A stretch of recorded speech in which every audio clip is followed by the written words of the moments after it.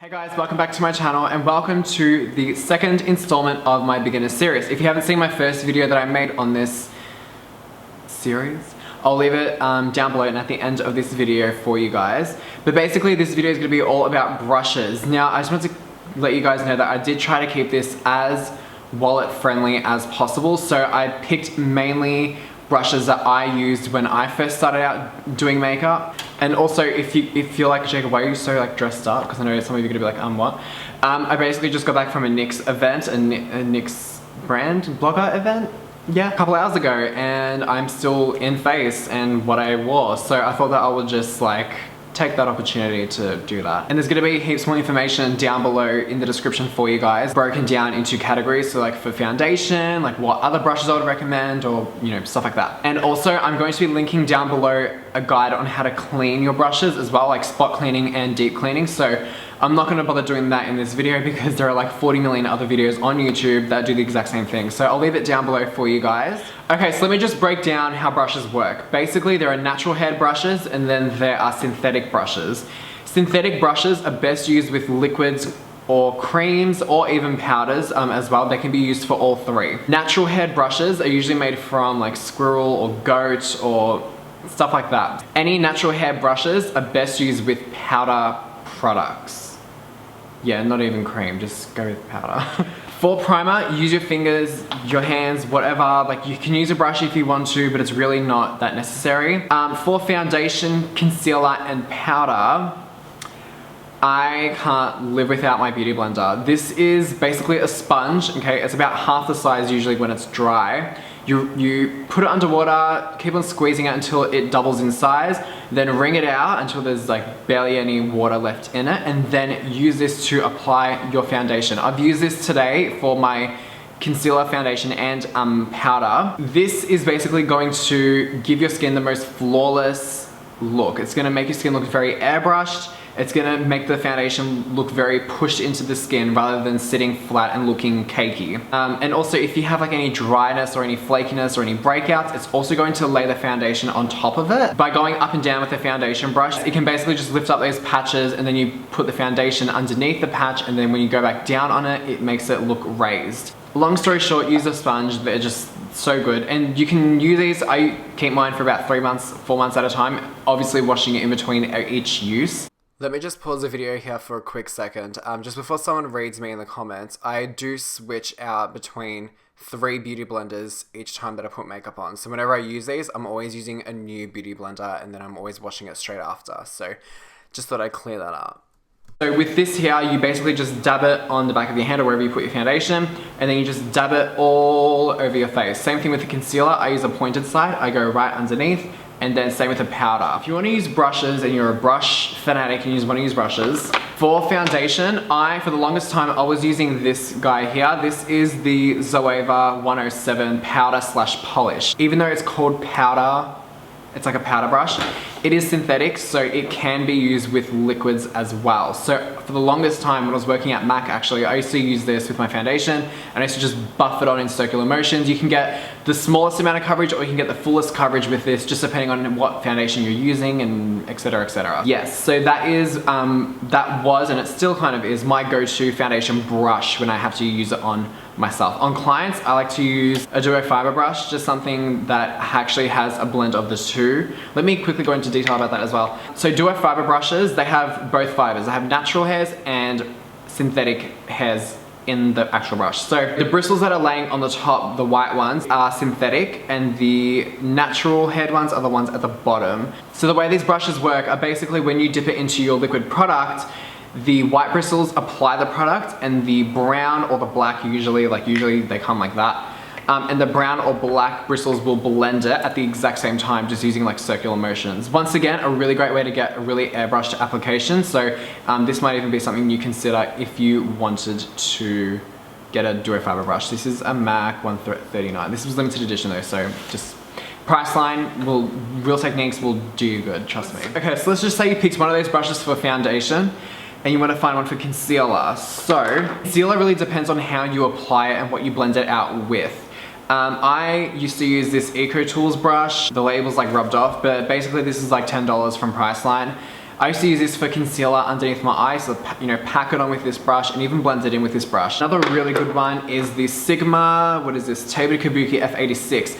I used to use this because I saw Nikki tutorials use this actually. So it's really great for fitting like, you know, right underneath the eye and tapping in any concealer. And it's great because it covers a large surface area as well, being a bigger brush. So if you guys want to get your Sigma brushes, click the link down below and use the coupon code at checkout, and basically you guys can get like, I think it's 10% off, 15% off. So yeah. Sigma brushes were actually brushes that I used to use as soon as I graduated from makeup school, which I didn't really graduate from, but that's another video. So you're doing foundation and concealer, you want something to set your foundation with. I would only use the Beauty Blender if you're gonna be using a loose translucent powder. If you want to use a face powder, like a regular face powder, either one of these two are really, really good. This is a Real Techniques blush brush by Real Techniques. Basically a synthetic brush, so it doesn't pick up too much product, and it does distribute product really, really evenly as well, which I like. Or the Sigma, what is this, F30, large powder brush, really quickly kind of just dust your powder all over your face and you can just walk out the door. So yeah, both of these are synthetic brushes. Also, I wanted to point out that Sigma brushes are mainly all synthetic, even most of their eye ones I want to say as well, which I'll go into in a minute. This one here I think is about $7 or $8 if you get it off iHerb. Otherwise, if you get it in Priceline, it's about 20 or 25. This one here, I actually have no clue. No clue. Now, if you wanted a smaller brush to set underneath your eye area, the Real Techniques setting brush is a great one to go for. Once again, synthetic, don't have to worry about it picking up too much product and making your makeup look cakey and blah, blah, blah. So yeah, that one there is a really good one. So onto contouring brushes, these two are my go-tos. Now, if you guys have watched any of my latest tutorials, you know that this has been my go-to brush. This is a rip-off version of the NARS Eater brush. The NARS Eater brush is about $80, $85 in like Mecca or wherever you can get NARS from. This is the rip-off version. This is from eBay, it's $3, including shipping, mind you. It takes about 3 weeks to come in the mail, so it's a bit of a pain in the ass, but it's so cheap and affordable that you seriously, it's the best for contouring. It gives you such a nice, precise line. I've used it today actually with my Kat Von D Shade and Light palette. So yeah, this has been my go-to for the past month, I want to say. Month? Yeah, about a month. So yeah, either that one there. The Sigma I think this is the F05. It's a small contour brush. This used to be my go-to. I used to use this on freaking all my clients. I used to kind of like pinch this together and then just go over and contour wherever. But go for this one. Trust me, just trust me. And this is even really good for sculpting your nose as well. I kind of just dip this in my bronzer and run it just along the sides. Works perfectly every time, so. All right, so now onto blush and bronzer brushes. Now, I have a MAC one and a Sigma one. I find that using something like this from Sigma, what is this, the F40, this is the large angled contour brush. Using this one here basically gives you a really nice diffused look. Like it's very easy to kind of blend out the product in circular motions as you go along. The MAC one is a natural hair, like it has natural hair. It's made out of goat hair or whatever. It does pick up product a lot better and blends it out quicker. But if you don't want to splurge $85 on a MAC brush, go with the Sigma one. The Sigma one's about $16 or $17. So yeah. Now onto highlighter. So I've had this for about 2 weeks now. Only 2 weeks, and this has quickly become my go-to highlighter brush because it blends highlighter out so seamlessly that it looks like it's part of your skin. This is the Morphe M5 Ten. You guys probably already own this, and I actually like it better than my MAC 224 brush, which is what I used to use, which is like a big blending brush, like an eyeshadow brush. This is like $7, like $7 from the Morphe website, or even, where did I get this from? I think I got it from Lady Moss Beauty. Yeah. Link down below. Okay, now onto eyes. So basically for eye bases, so for like your paint pot or your 24-hour eye base or whatever, I would generally go on with like a deluxe crease brush from Real Techniques.